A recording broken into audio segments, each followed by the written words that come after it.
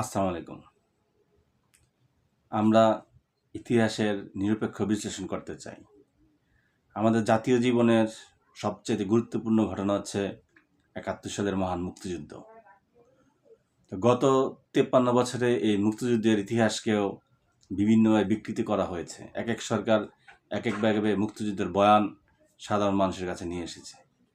তো আজকে আমাদের উদ্দেশ্য হচ্ছে মুক্তিযুদ্ধের কিছু হিডেন ট্রুথ নিয়ে আলোচনা করা।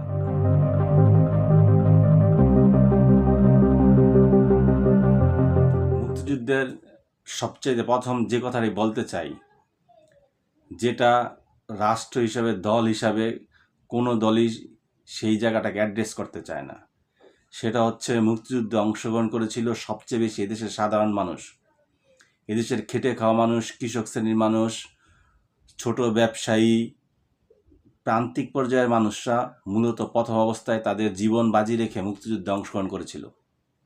কিন্তু বাংলাদেশের যত মুক্তিযুদ্ধের ইতিহাস যতগুলোই আছে, যতই আপনি সেখানে পড়াশোনা করবেন, সেখানে দেখবেন যে মুক্তিযুদ্ধের যে সাধারণ মানুষের যে অবদান, সেটাকে সূক্ষ্মভাবে পাশ কাটিয়ে যাওয়া হয়েছে। মুক্তিযুদ্ধটা ছিল আসলে জনযুদ্ধ।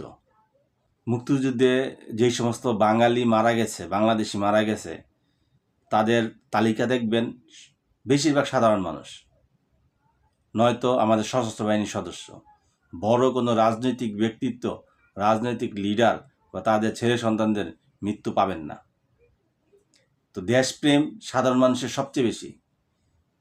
সেই জায়গা থেকে এদেশের মানুষকে মুক্তিযুদ্ধের যে প্রপার যে ইতিহাস, সেটা থেকে বিচ্ছিন্ন করে রাখা হয়েছিল। তাই আমি বলবো, সময় এসেছে সাধারণ মানুষের যে অবদান, প্রান্তিক পর্যায়ের মানুষের যে অবদান, কৃষকদের, গরিব মানুষের, দারিদ্র শ্রেণীর মানুষদের যে এই মুক্তিযুদ্ধে সবচেয়ে বেশি অবদান ছিল, সেটাকে স্বীকার করতে হবে। মুক্তিযুদ্ধের ক্ষেত্র প্রস্তুতের ক্ষেত্রে বঙ্গবন্ধু শেখ মুজিবুর রহমানের যেমন ভূমিকা আছে, ঠিক তেমনি মুক্তিযুদ্ধ চলাকালীন চলার সময় সশস্ত্র বাহিনীর সদস্যদের ভূমিকা ছিল, সাধারণ মানুষের ভূমিকা ছিল, তাজউদ্দিন আহমেদের ভূমিকা ছিল, নজরুল ইসলামের ভূমিকা ছিল, সহ জাতীয় চার নেতার ভূমিকা ছিল, অপরাপর আওয়ামী লীগের অনেক নেতৃবৃন্দের ভূমিকা ছিল। এই বিষয়গুলোকে অবশ্যই আমাদের অ্যাড্রেস করতে হবে। জাতি হিসাবে আমাদের ঐক্যবদ্ধ হতে হলে ইতিহাসে যেই ব্যক্তিটির যেই ভূমিকা, এটাকে আমাদেরকে স্মরণ করতে হবে। এটা সত্য, মুক্তিযুদ্ধকালীন ঠিক আগ মুহূর্তেও মেজর জিয়া কোনো গুরুত্বপূর্ণ ব্যক্তি ছিলেন না, কিন্তু এটা অস্বীকার করার উপায় নেই।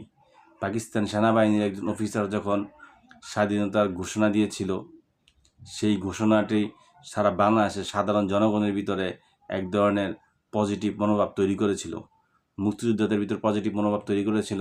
ওই সময়কার আওয়ামী লীগের নেতাকর্মীদের ভিতরেও পজিটিভ একটা প্রতিক্রিয়া সৃষ্টি করেছিল। তাই কারো অবদানকেই খাটো করে দেখার কোনো সুযোগ নেই। সর্বশেষ একটা কথা বলতে চাই, আমাদের মহান মুক্তিযুদ্ধে রাজনৈতিক দল হিসাবে যেমন আওয়ামী লীগের ভূমিকা ছিল, বিভিন্ন বামপন্থী দলগুলোর ভূমিকা ছিল, সশস্ত্র বাহিনীর ভূমিকা ছিল, সাধারণ মানুষের ভূমিকা ছিল। এই মুক্তিযুদ্ধের অর্জন আমাদের সকলের ছিল, কোনো একটি দল বা ব্যক্তিবিশেষের ছিল না। এই সত্যটি যতক্ষণ পর্যন্ত রাষ্ট্রীয়ভাবে প্রতিষ্ঠিত না হবে, ততক্ষণ পর্যন্ত এদেশ থেকে বিভেদ মুছবে না। তাই আমরা বলবো, মুক্তিযুদ্ধের প্রত্যেকটি স্টেক হোল্ডার যারাই অবদান ছিল ইতিহাসে, তাদেরকে যথাযথ সম্মান দিতে হবে। কোনো একক ব্যক্তি বা একক দল এই মুক্তিযুদ্ধের ক্রেডিট নিতে পারে না। সবাইকে ধন্যবাদ।